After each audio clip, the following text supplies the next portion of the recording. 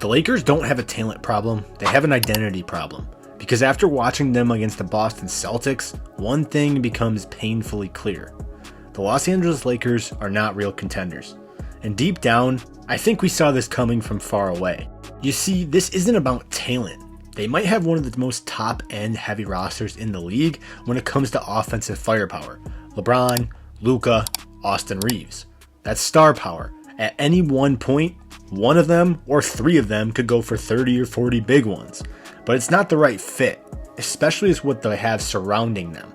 Because this team lacks identity, and if we're being honest, they don't play hard enough to compete with elite teams. They just don't have that skill set on their roster. The Lakers got embarrassed by Boston. It wasn't just another regular season game, it was a measuring stick against one of the top teams in the league without their best player. Contenders don't just beat bad teams, they rise against the elite ones. The Lakers are now 6-11 against these top 10 teams. 6-11. That's not random, that's a pattern at this point, and that pattern is simple. Defensive breakdowns, lackluster effort, and when things go wrong, they unravel. The attitude on display is completely embarrassing at some points, with the arguing with calls and just the bad body language in general. You can have all the offense in the world, which by the way wasn't even good in this game, but none of that matters without defense. Boston exposed the Lakers at the point of attack. At times, the Lakers legitimately looked like traffic cones on defense, specifically in the backcourt, Luka and Reeves. They're very good offensive players, one's a generational talent, but they're not elite perimeter stoppers. And let's be real, LeBron at this stage is picking his spots defensively. He's still good offensively, but on the defensive end, he's not flying around like it's 2013.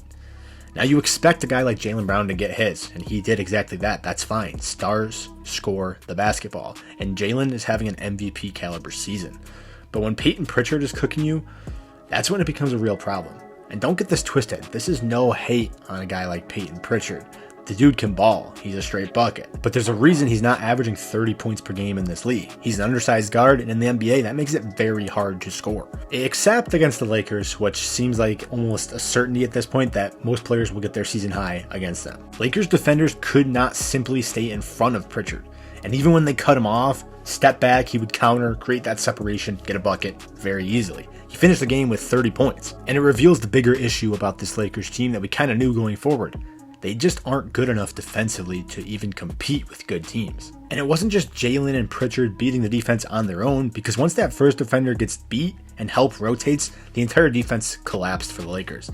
So the Celtics got wide open corner shots. They got one more swing to another wide open shooter. And it's not bad luck, it's a structural problem in the Lakers defense. The truth is, when your primary perimeter defenders are Luka Doncic and Austin Reeves, you're going to struggle immensely, specifically against quick guards that can get a first step on you. They're not very athletic or explosive as it is, so when they get guys like De'Aaron Fox, Jaylen Brown, Peyton Pritchard, these quick guards, they struggle. And when they get past them, it opens up these kick-out threes. And when you play really good teams like Boston, that's a real issue. You can kiss being competitive goodbye. And the Lakers' issues don't just stop there. While the Lakers' defense is a major problem, the Lakers don't have a very athletic roster in general, and that matters more than people think. Boston was faster closing out, faster on these second chance points, getting offensive rebounds. They're more explosive in transition. Loose ball, Boston's first to it. Missed shot, they're tipping it out. Driving kick, they're rotating on defense and getting tough possessions for the offense. Meanwhile, the Lakers look to step behind. It's not every possession, but it's consistently enough that over 48 minutes, that gap compounds. It's not about one possession, it's about sustained physical pressure, and the Lakers just don't apply that kind of pressure. Other than Marcus Smart and Jared Vanderbilt, the Lakers don't have guys that can really get into you defensively and really make your time tough on the offense. Not only that, we've seen how this defense affects Luka and Austin Reeves. They specifically struggle against the physicality, specifically from Boston. We saw it in the finals with Luka, and last year, Austin Reeves struggled mightily against a physical style of play. Then you go to the Lakers' interior, which we kind of knew was going to be a problem from the jump. If you're relying on DeAndre Ayton to anchor your defense at a championship level, well, that's a problem, because it's clear to see that DeAndre Ayton is exactly who he thought he was.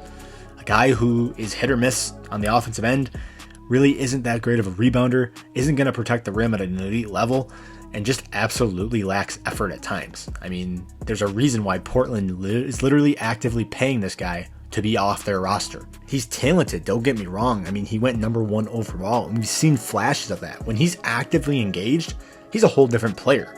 But sometimes when he doesn't score or get the ball enough, in his opinion, he just completely gets lost in the game and you don't notice him at times.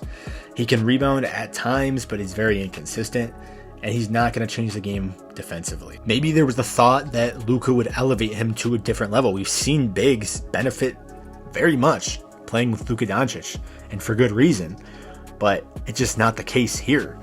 Ultimately, he doesn't raise the ceiling for this Lakers team. At the end of the day, it's always just been about how engaged is DeAndre Ayton and his effort level. And once again, he's proved why he's been so wildly inconsistent in the NBA. And then you saw the frustration from this team. Technical fouls, the arguing, the hands thrown up after missed calls. They just don't have a championship composure, and it's been horrible. Listen, I love watching Luka Doncic as much as the next person, but he is absolutely awful when it comes to complaining after every call, even if it's blatantly not a foul. And at times, the entire Laker roster is no better. They all complain pretty wildly. Listen, every team deals with bad whistles. Every team faces runs, but contenders that are real, they absorb that and they lock in harder. They execute at a better level. But when the Lakers start slipping, they don't respond with execution. They often respond emotionally, and that's the difference. One team stays steady and ready to execute, and Joe Mazzulla has that team executing at all times, doing what they need to do to be the best team they can possibly be. And the Lakers, on the other hand, they start spiraling when things don't go their way. And that brings us to the biggest issue: identity. What are the Lakers? Are they a defensive team? Absolutely not. Are they a good transition effort team? Not consistently. Are they physical? Not at all compared to Boston. Are they an elite spacing and shooting machine? Well, no, they have one consistent shooter that they just received at the trade deadline. So what are they exactly? Right now, their offense relies heavily on shot making from LeBron and ISO creation from Luka Doncic, as well as foul drawing and secondary play from Austin Reeves. And while that's very high top-level talent, it's not an identity. An identity is what you fall back on when the shots don't fall.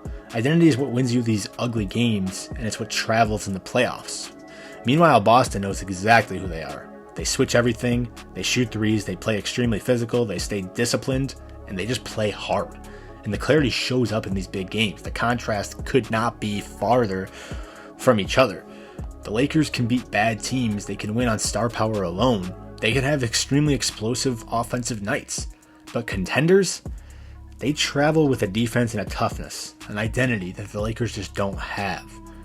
And until the Lakers figure out who they are, which I don't think is going to be this year, games like this won't be surprises, they'll be previews of what's going to happen in the playoffs.